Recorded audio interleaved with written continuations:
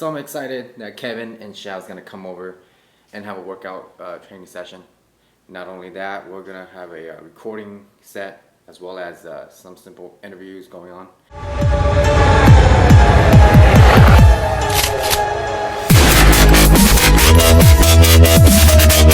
Kevin, all the bars are bid. They won't bet. Which one did you go to? We're on Kings Canyon and Kings Canyon. I was like, Kings That was Canyon. pretty ghetto, man. I used to go there all the time. Yeah, I was like, Yeah. I mean, I do like the bench though, dude. I Like, hate the bench, dude. you don't like it? I don't like it either. I was able to bench like, I would use the big ass fucking bars, Oh, that one. the thick ass ones, yeah, but everything felt light. Yeah. Trust me, with this, the bar and the weights, you're gonna be able to do it because everything's just balanced and like it feels good. This ain't, it's not shitty equipment. Yeah, everything's legit. Hell, like, you know, we have a platform. Because the first time that I used the platform, I was like, man. So how do you know you like your knee sleeves, your red bands? Are you planning to upgrade? I like it, man. I'm not gonna change them because I feel like it's just perfect for me. They're not too tight. Yeah. And they provide me just enough like elasticity for that stretch reflex or whatever. But you know, it helps me figure out when I'm at depth. And the most important thing for me is that when I squat sleeveless or when I squat with sleeves, when I hit the very bottom, it actually protects that joint because it kind of cushions it. Yeah. And it springs you back up, but it's that cushion when I hit depth because I use the stretch reflex in my squats. Yeah. And when I squat sleeveless, it's like, when I come all the way down, it's more like a brute blunt force, you know? Mhm. This helps cushion it up. Oh, okay. So, but I haven't tried the SBDs, but I heard that they're a lot tighter. Yeah, I think they're the same thing as my strong knee sleeves. They're really tight. I have my buddy's strong wrist wraps. Oh, yeah. I get it back to this semester. Oh, you might use that today then. Try. And then, like, everything just feels good. So when I do squat, it's like, Let me see where I like like it. it. Oh yeah, here's the thing. I'm not gonna be able to squat. I might not even be able to squat with you guys, dude. I'm so different. No, we'll make it lower. So I'm here. Well, I like it down here. yeah. Damn. Because Kevin likes to dig himself into it. Yeah. I like to dig into it. That's fine. We can readjust the weight, reload. Like, usually it's like. I said, fuck it. I'm up. Because I told myself, I'm not going to cut and get stronger. It doesn't make sense. So I'm just gonna get stronger. I'm not gonna cut. Yeah. Oh yeah. Because you want to be at your comfortable weight and be stronger. Yeah. Instead of trying to cut 10 pounds, it's just Think of it this way. Like, it's a lot. as you gain weight, you gain strength, right? You know, let's say this is your strength, this is your weight. You know, you gain like this, right? And then when you drop weight to go back, it'll be like this, you know? And like, let's say you keep that much. So you made this much progress. Yeah, you might lose a couple pounds along your list, but you've gained this much progress. Yeah. Whereas if you're trying to lose weight and gain strength, you're just like this. It's dude. impossible almost. Yeah. Unless you're roids. Yeah, you're like this, man. You want your strength gains. Unless This you're is on your roids. weight and this is your strength, right? You want it to be like this. It's gonna keep coming down with you. It's not gonna. You're not gonna build it up and then, you know. All right. So with cuffs, I like to stay healthy by benching. I wear it under the elbow so that when I come down, I have something to squeeze my forearms against to create tension. Whereas opposed to wearing it above the elbow, you get a lot of elastic energy, and that assists the lift by, I would say, a lot. So I don't like this. This feels like it takes too much off of me, and it's not going to help me getting stronger. It's actually cheating for me, so I wear it here to just for safety. Because see, now here it won't assist my lift, but it helps keep my forearm tight where I like it.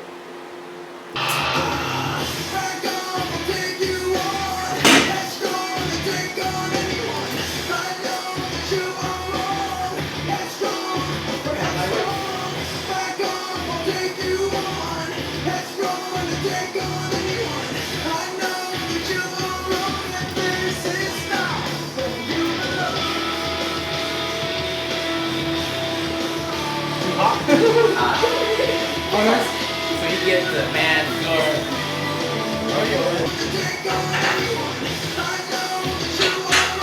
when you get squat, you squeeze the bar with you squeeze the bar with your hands.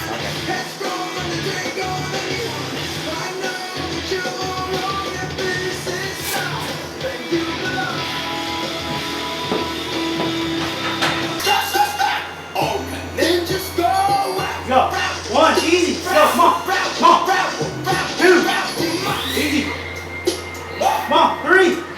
Go.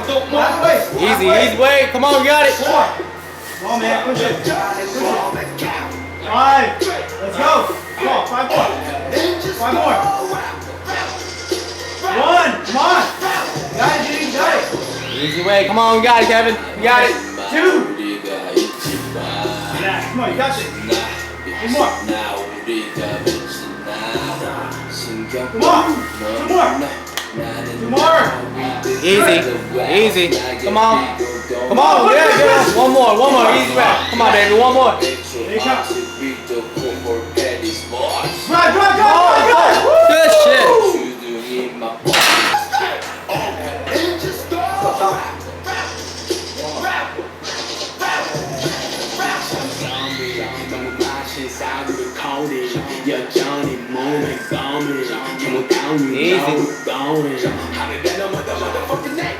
Too high. The strap's too high.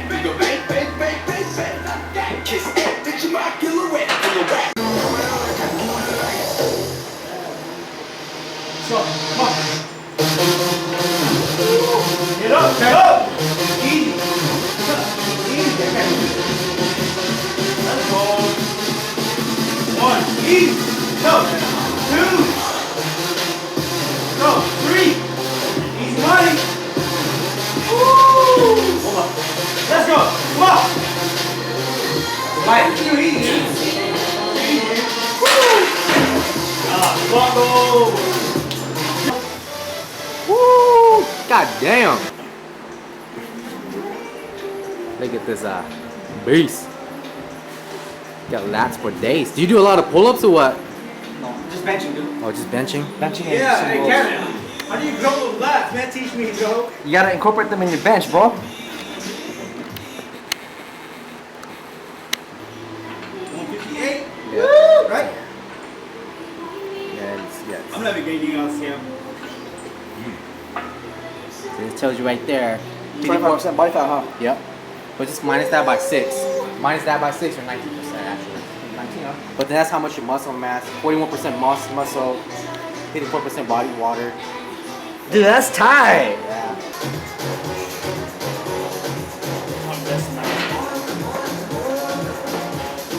Let's go, boy.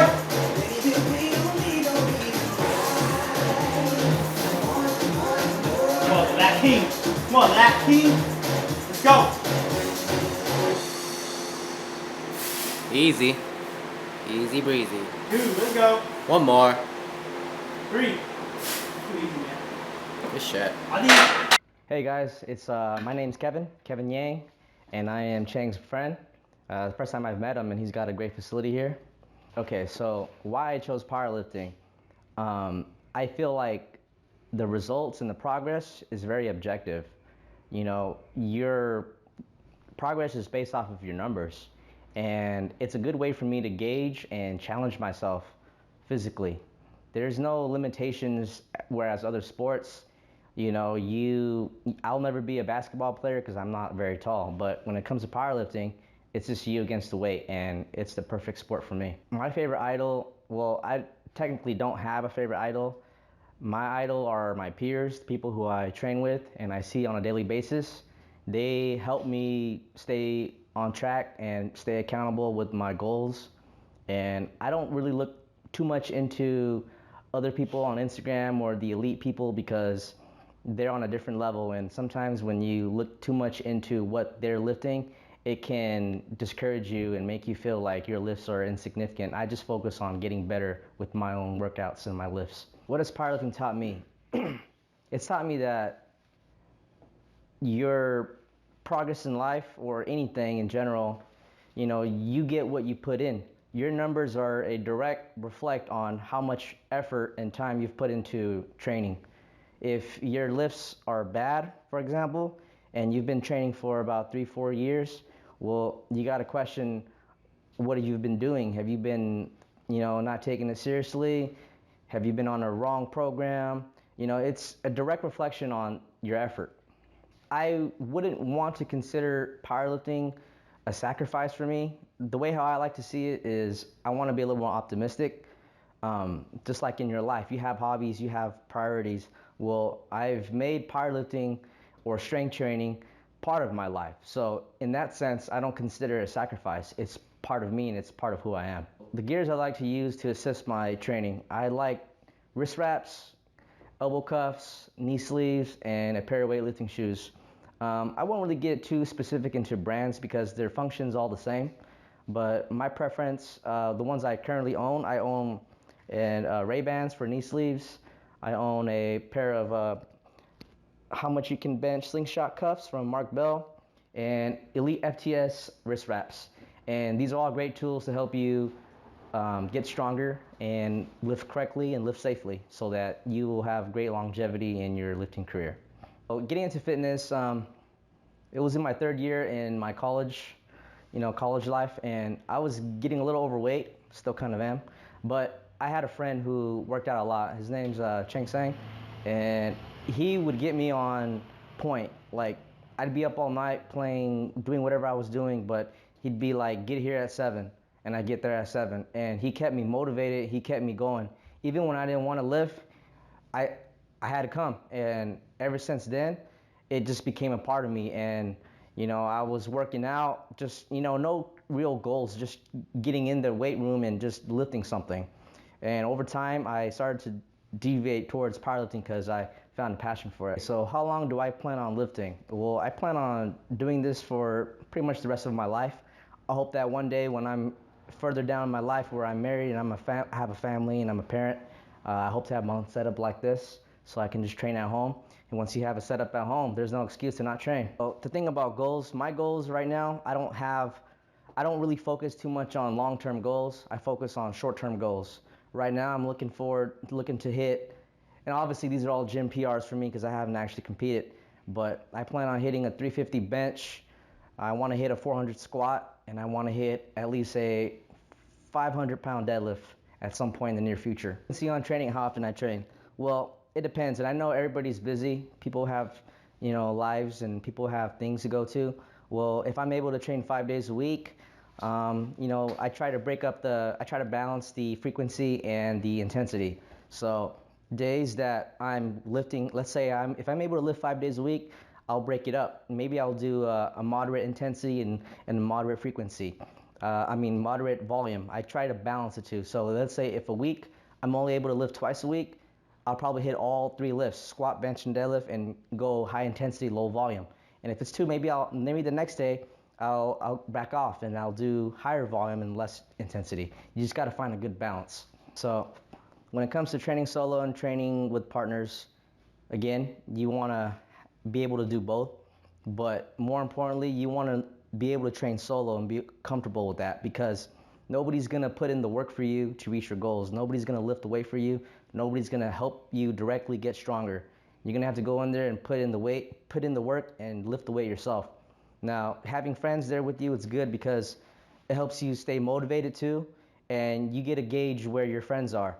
And sometimes it can light a fire in you to help you develop that competitiveness in yourself. Let's say if your friends are getting stronger and you're not, maybe seeing them getting stronger will help motivate you to work on your form or work on something, because you obviously have work to put in and keep up. Now, how I stay motivated? Well, I look at, like I said, powerlifting has taught me a lot in life. And in everyday life, we're human and we're trying to always be better in one way, shape, or form, whether if it's trying to be a better person, a better parent, better in school. Well, I treat powerlifting the same way. Strength training, powerlifting, I treat it as a discipline, and it's something that you always practice and try to get better with. And like I said previously, your weights shows how far you've come along. And when you're able to hit or you achieve a good, respectable amount of weight in your lifts, it means you've put in a good amount of work and you know what you're doing. I was never powerlifting, I would say, because I don't compete. I started weight training or just lifting in general for about a good 6 months before I really got into strength training. From there, I strength trained for about 2 years.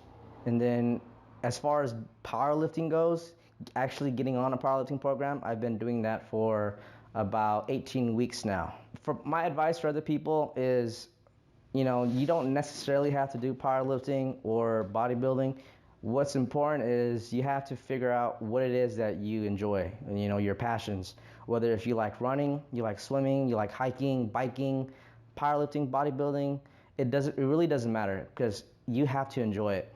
And whatever sport you choose to do, you must set reachable and manageable goals, little at a time.